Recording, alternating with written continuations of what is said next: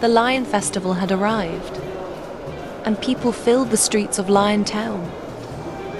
My co-workers and I had been here for about 2.5 hours. A few sports competitions had already been completed. It seems like this festival will end tonight. Look at how crowded it is. Fiona sighed.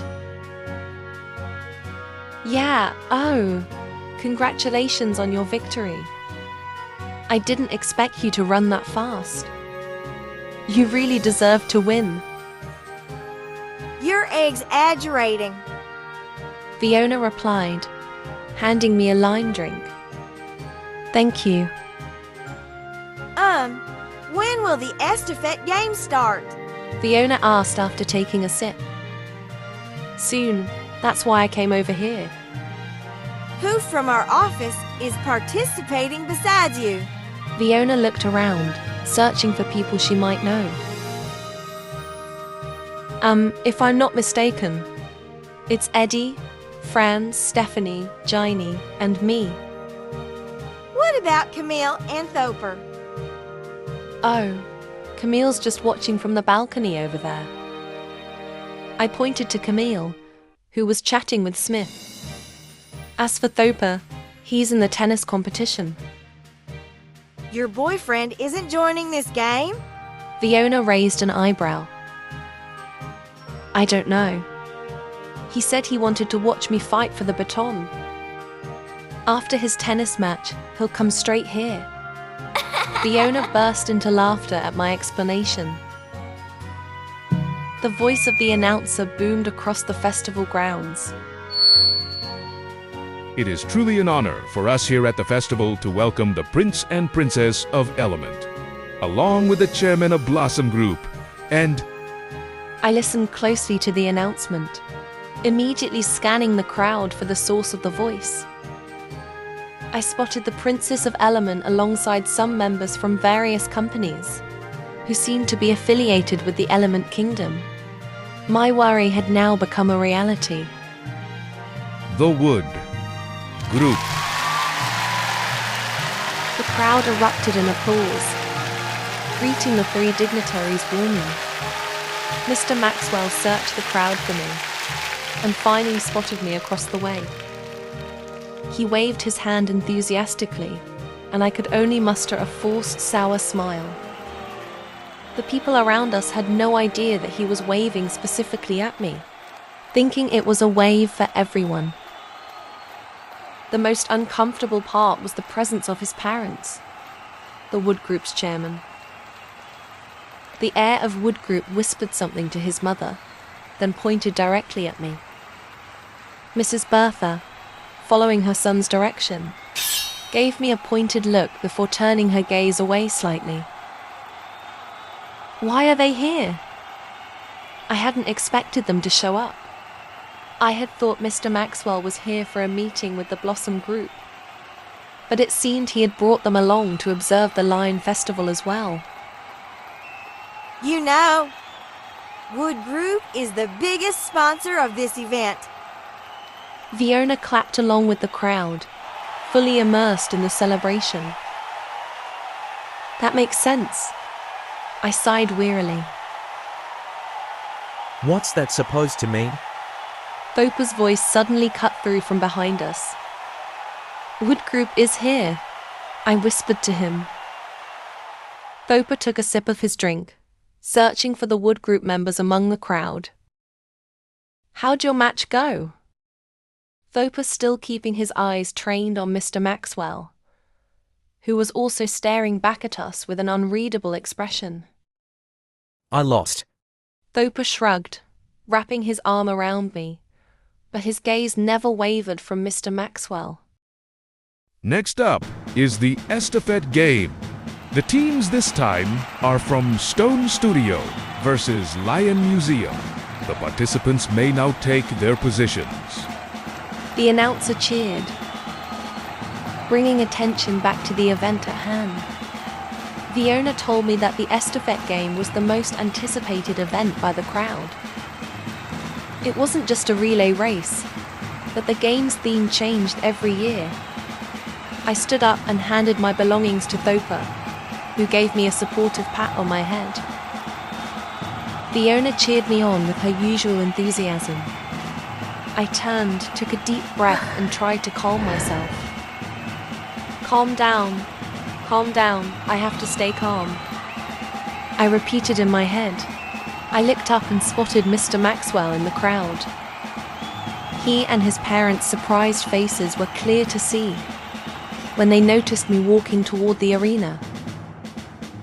I gave them a nervous smile. No wonder they looked shocked. I had told him earlier I wouldn't participate in any of the games. Oh my God, I feel so uneasy today. As I entered the arena, I heard someone calling my name from behind. Alexis. But instead of Miriam, he called out Alexis. I recognized the voice. It was William. I turned around, sighing, thinking, what now? Alexis, where are you moving to? William approached me as I was warming up. I'm not telling you. Who did all this? Someone. Who? Who moved you like this? He was insistent. You don't need to know. Besides, it's none of your business. Why are you still following me? I stopped and turned to face William. Didn't you hear? Lion Museum is where I work, and I'm participating in this game. He answered proudly. I snorted. Seriously, you just had to keep following me. Then, William pointed to Princess Element, who was standing with her entourage, and said, Hey, look, there's the Princess Element. I followed his gaze and saw the princess among the crowd, clearly distinguishable from the rest.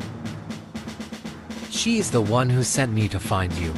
William said, still talking like it was important.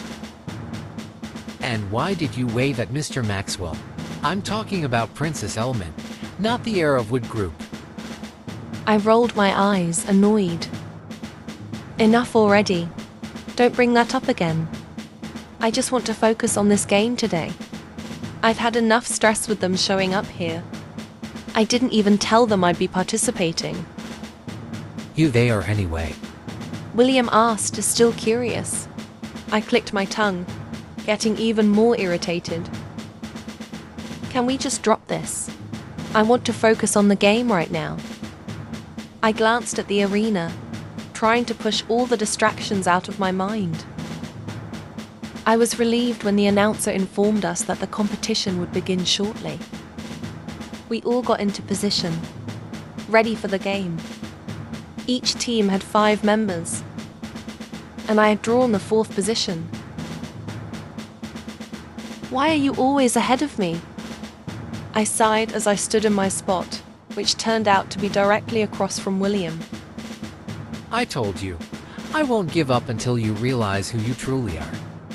He said with a confident grin. The game started with excitement and laughter.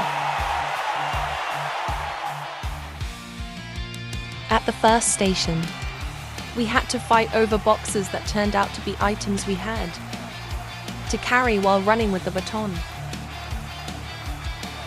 At the second station, we had to climb a slippery mound of dirt. The third station required us to finish a portion of food provided for the game. At the 4th station, we had to walk quickly on a small board above a mud pool. The final station was to run around the field twice, ending with a sprint to the finish line. When the others were at the 3rd station, I prepared myself for the next challenge at Station 4. William was also getting ready. Shortly after, Stephanie, who was at Station 3, ran toward me. I extended my hand to take the baton from her. It turned out that Stephanie's opponent was also running at the same time, so William and I grabbed the baton simultaneously. We both sprinted towards the mud pool, fighting to be the first to step onto the narrow board.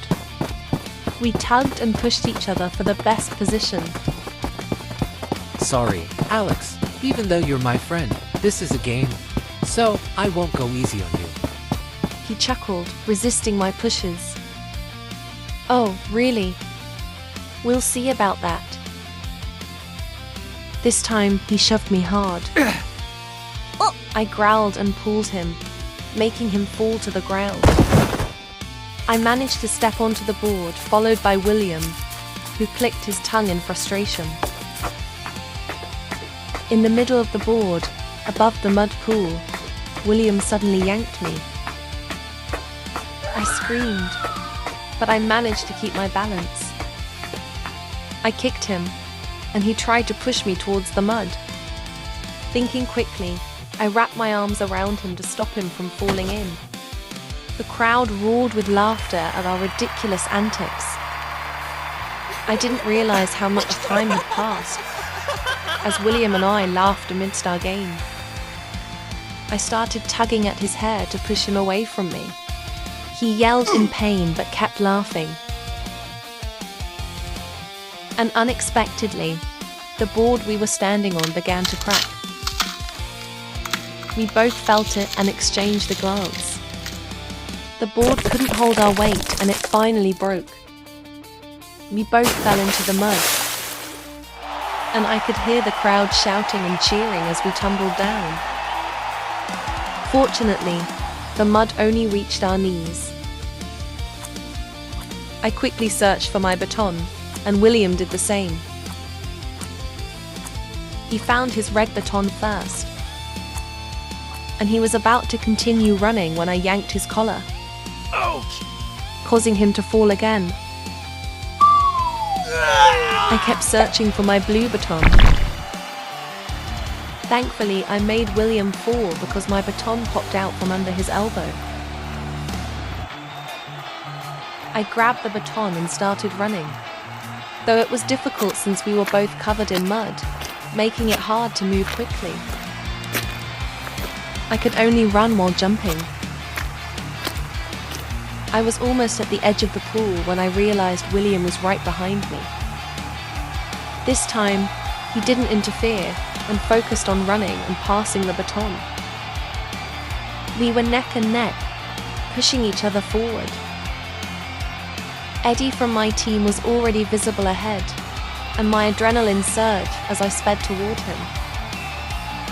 We had to win. Eddie caught my baton, running as fast as he could. While I collapsed, out of breath, William handed his baton to his teammate, also collapsing in exhaustion, then chuckling. This is really incredible. We still couldn't watch our team due to how tired we were. You know, this is the first time you and I have struggled like we just did. Yeah, this is also the first time I've done something so ridiculous like that, even with you. I'm serious, Alex. Before you lost your memory, we never acted like this. William gazed at me, and I held his stare. I think we're actually closer now than before. He added, looking up at the bright sky. I was still uncertain about everything he said, still feeling strange about the name Alexis.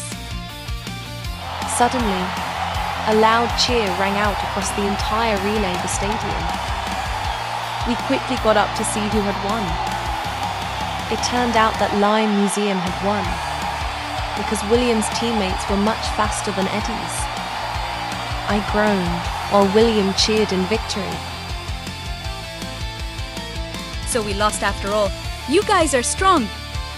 Stephanie said to William, who was walking toward us.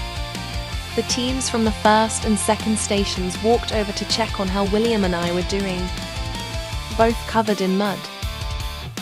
Stephanie began helping me wipe my face and the side of my eyes, which were covered in mud.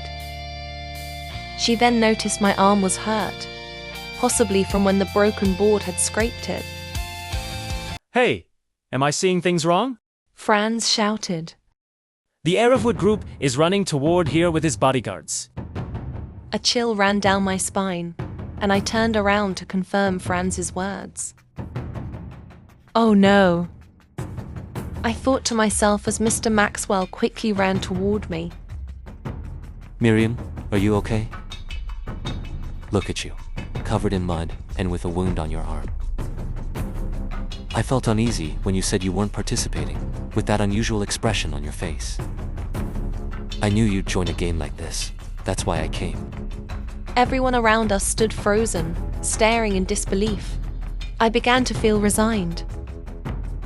Mr. Maxwell. Stop talking like that. He was genuinely concerned now, and called over the bodyguards. Quick, treat her. Sorry, Mr. Maxwell. Someone halted the bodyguards. It was Thopa. What is it? Mr. Maxwell asked, clearly annoyed. Sorry if I'm being rude, but I want you to stop interfering with my fiancé. I was shocked. How bold of Thopa to speak like that. Everyone there stared at him in disbelief. What did you say? Mr. Maxwell narrowed his eyes, clearly angry. I know you're the heir of Wood Group, and maybe you've forgotten that she is my fiancé.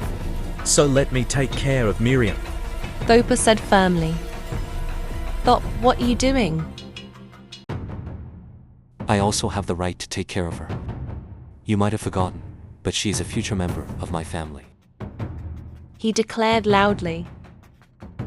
Suddenly, the atmosphere turned completely silent, with everyone staring at me and the heir of Wood Group alternately. Everyone watching the scene started murmuring among themselves. One of the team covered her mouth in shock, while William and the others looked stunned, unable to believe what had just happened. Even Fiona, who had just arrived, overheard the conversation. Seriously. William's gaze didn't leave Mr. Maxwell, while the heir of Wood Group and Thopa exchanged sharp glares. I'm not lying, it's true. I am her brother, don't you all know? Mr. Maxwell said, seeming victorious. What? William looked at me, full of questions. Is he? William pointed at Mr. Maxwell. I quickly nodded. Oh no. William let out a small, disbelieving laugh. The reporters and journalists who had been nearby rushed over to surround us. Mr. Maxwell approached me with a chilling smile, and I realized this was exactly what I had been expecting. Well then, can you explain why people didn't know that you are the prospective of the Wood Group family heir? Mr. Maxwell growled. I could only laugh in resignation. That is too much. You kept your status as a potential member of the Wood Group family a secret. Mr. Maxwell folded his arms across his chest, not taking his eyes off me. I nodded slowly. Oh my God. He sighed. Now, we were in the Element Palace's private room. I had cleaned up and tried to look as neat as possible. Mr. Maxwell had deliberately borrowed the place from Princess Element to speak with me, accompanied by Mr. Ben, who was always by his side. Not only that the chairperson of Wood Group was sitting on an ornate golden chair in the middle of the room. Mr. Edward and Mrs. Bertha Wood were enjoying the tea just served by the royal servants. The situation was incredibly uncomfortable for me. Aren't you supposed to be proud of your current status? Being nominated as a member of our family? Mrs. Bertha mocked coldly. Mr. Edward tried to signal his wife to stop by holding one of her hands, but she muttered something indistinctly. I'm not ready for such a status change. For me, it's a huge thing, where people will look and talk about me in all sorts of ways. I tried to respond as carefully and politely as possible. Like how you talked about me that time? Mr. Maxwell mocked. I fell silent, holding back my emotions as I couldn't deny what he said. I noticed Mrs. Bertha huffing, and my fists clenched tightly, hidden behind my body. Look at her behavior. Mrs. Bertha teased, starting to provoke me, and I took the bait. I'm sorry if I was rude to all of you. My voice raised slightly as I faced Mr. Maxwell. Feel free to punish me, arrest me, and lock me up. Then, I turned to face Mr. Edward and Mrs. Bertha. I have no desire to be part of your family. I'm not interested in wealth, power, titles, or the life you might be proud of. I'm not that ambitious. Instantly, everyone in the room froze, especially Mrs. Bertha. Think whatever you want. But what you need to know is that I never begged or pleaded with anyone, especially the heir of the Wood Group, to become part of your family. I paused for a moment, stepping forward to approach the arrogant Mrs. Bertha. And as you said, madam, I am just a commoner. The middle-aged woman's face hardened, showing no expression. Still facing her, I continued. I refuse to be part of this family, Mr. Maxwell. I emphasized. After a few seconds, I slowly backed away and bowed slightly, as a form of respect. Excuse me.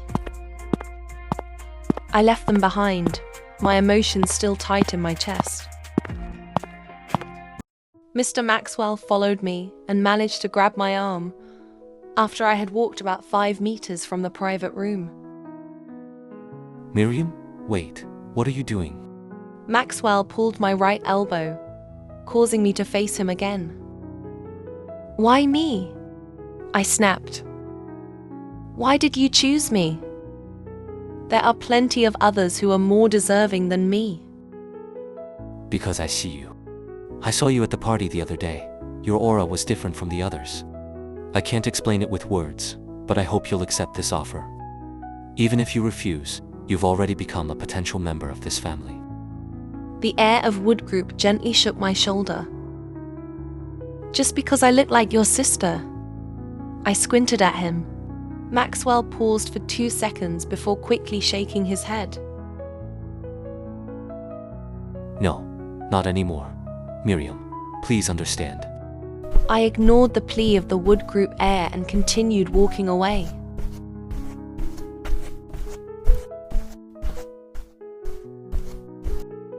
As I turned a corner, I nearly collided with a beautiful woman in an elegant gown. I looked up and stared at her. She was truly stunning, with fair skin and light grey hair. She smiled sweetly and gently pulled a man behind her, signaling that he should take a look at me too. It made me feel incredibly awkward. The man she pulled along also gave me a charming smile, his tall figure adding to his presence. Just as he was about to greet me, Maxwell arrived and addressed them both. Princess Celine, Prince Richard. As soon as I realized who they were, I quickly stepped back and bowed to show my respect. Princess Celine gently took my hand. There's no need for that. Because soon, we'll be your friends. She said softly. I didn't understand what she meant, and I chose not to respond. Fortunately, Maxwell began talking to her. Where are you heading? Oh, we're going to meet your mother. She releasing my hand and turning to him. We haven't had the chance to greet your parents. And I have some information your mother wanted. Very well, then. Prince Richard said, wrapping up the conversation. He gave my shoulder a light pat and smiled. See you again, Alexis. The two of them then walked away, leaving us behind. Maxwell seemed ready to resume our earlier conversation, but I stopped him. He chose to remain silent, lost in his thoughts, as he walked with me out of the palace. The name Alexis had surfaced again, and this time it was a prince from the Element Kingdom who called me that. It didn't take long before I found out why. As I passed the garden, I saw William sitting on the veranda with some of his friends. He noticed me right away and came over. At first, his friends looked like they were about to follow. But William said something to them, and they stayed back, just watching us from a distance. Hey, Alexis. I was shocked to find out you're the newest candidate for the Wood Group family. Why didn't you tell me you were Mr. Maxwell's soon-to-be sister? William teased, noticing that his teasing didn't faze me. I pressed my lips together, still unable to speak, only managing to shrug my shoulders. It's okay, really. William said as he stepped closer to me, while the others moved to the garden chair again, keeping an eye on us. Maxwell asked me about William, and before I could answer, William quickly introduced himself. He claimed to be my close friend and still referred to me as Alexis. Alexis. Isn't her name Miriam? You're not mistaking her for someone else, are you? Maxwell asked, trying to make sure. It's a long story, sir. The short version is, she lost her memory. And, well, she still has. Enough, Will. Don't bring that up again. And for the last time, my name is not Alexis. Look at your necklace. He softly grabbed at the pendant on my neck. I hadn't noticed before, but now it was glowing a brilliant white, shifting like swirling clouds. I stared in disbelief, half expecting this to be a dream. And look at mine. I turned to him, confused. William smiled at me gently. You're my partner, the wine owner. You're Alexis Winder, not Miriam. His hand gripped my shoulder the same way Mr. Maxwell had earlier. Please, Alexis. Remember who you truly are, before Jason destroys you. Jason? I gasped, and Mr. Maxwell flinched at the name. Suddenly my phone rang. It was Thopa. He told me he was waiting outside the Element Palace gates to pick me up. Let me take you home. No. Thank you. I'll be going back to Camille's house. But... You forget. I refuse to be your sister. I speak coldly. It was as if someone had dumped a bucket of ice water on Maxwell. He froze, staring at me with wounded eyes.